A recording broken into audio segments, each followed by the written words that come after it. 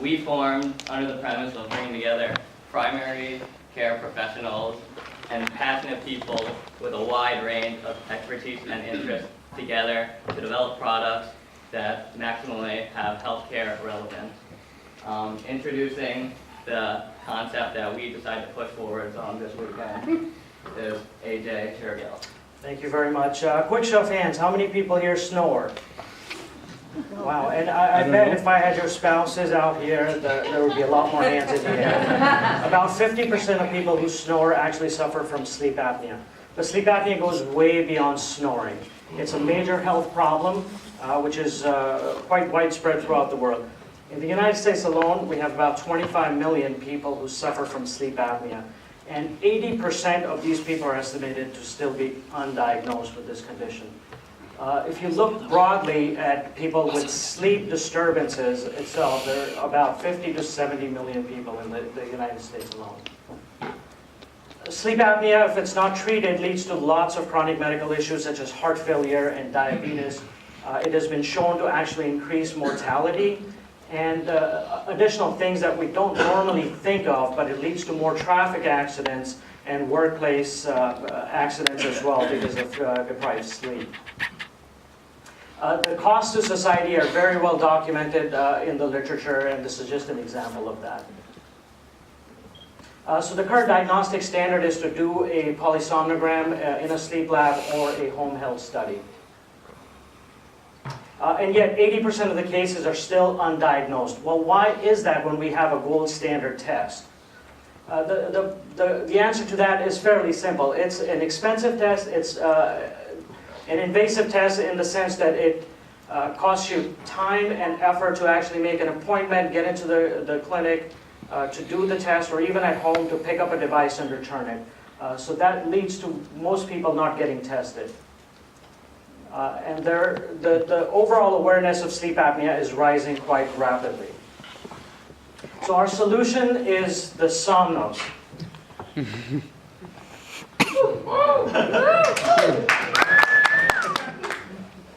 The Somnos is a non-prescription, direct-to-consumer wearable device with certain sensor technology for tracking apneic events. And I'll have Anthony talk a little bit more about this.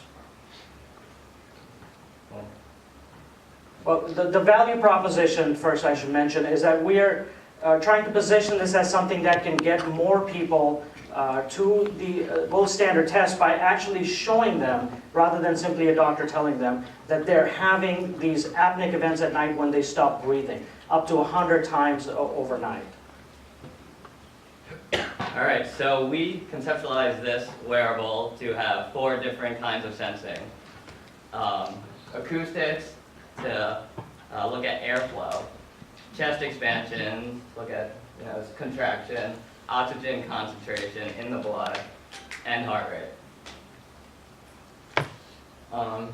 We envision this to use Bluetooth to push the data to a cell phone or other device so that it can be viewed during or after recording. Yeah, we're actually recording his feedback right now. And our 4 metrics, those were chosen based on 2009 Medicare national coverage determination. The FDA wants more sleep apnea or sleep health products, and Medicare does as well. I think in the interest of time, we're going to try and go a little bit faster here. We did some customer validation by reaching out to patients directly and to physicians as well to get good feedback about whether they would use this or not, and it was mostly positive. The wearables market is huge and it's currently growing. I think we can fit into that someplace. The market analysis really shows that we can position ourselves as a motivating factor in people getting the gold standard testing. Already we have commitment from a potential manufacturing partner based in Shenzhen, China, plenty of experience in consumer electronic products. We can have our first production level unit in 3 weeks. We can have our 1,000 units in 2 months. We're looking at a price point of $80.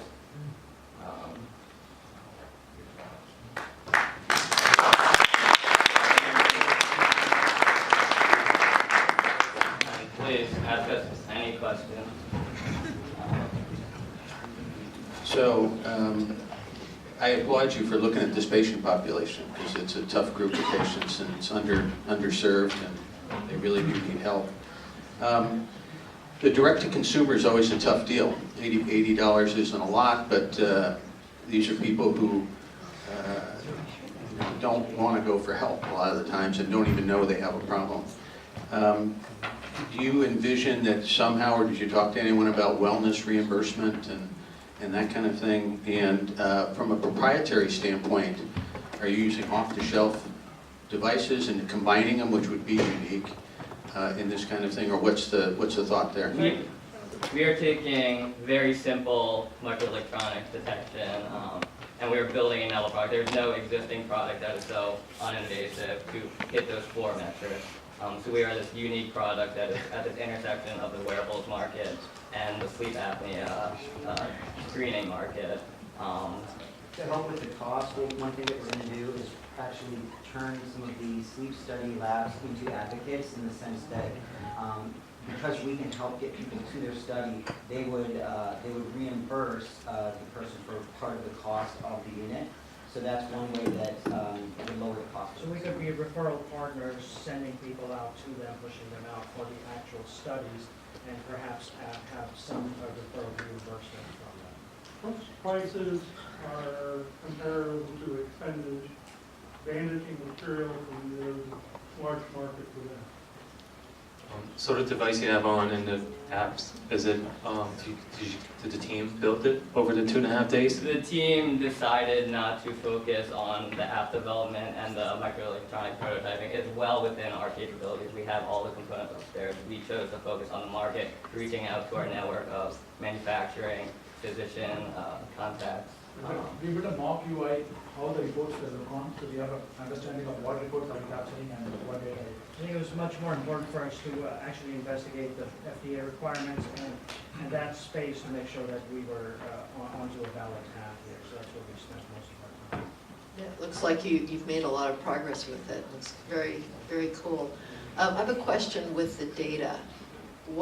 You're collecting all this data. Are you going to have analysis algorithms on the platform? Does the data go to a care provider? Who actually performs the analysis? And there's certain events that can be directly recorded by the app. These apneic events, these cessation of breathing events, or these potential indicators, a dip in decibel level, a drop in oxygen concentration. These can be measured by the app without making any kind of recommendation. We're actually going to be measuring it by the device. Although the app itself can see, you can visualize the data in real time, you can eventually archive it, give it to your physician. Right, initially, because we understand that some young and old audiences aren't going to be able to or want to deal with Bluetooth, the device itself will have certain LED indicators that just by looking at the device in the morning you can tell. So a physician has a screening device.